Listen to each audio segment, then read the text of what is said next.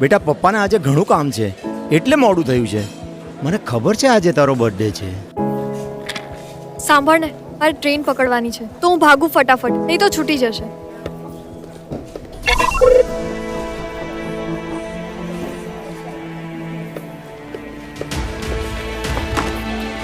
નમસ્તે 108 emergency helpline.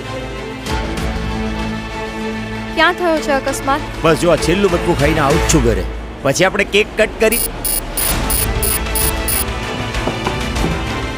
108 5 થી 7 મિનિટમાં તમારા સુધી પહોંચી જશે.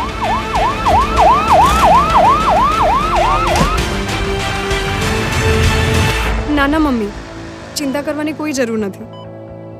જયની સારવાર હોસ્પિટલમાં શરૂ કરાવી દીધી છે. એ તો 108 એકદમ સમય પર આવી ગઈ, એટલે આજે જય સુરક્ષિત છે.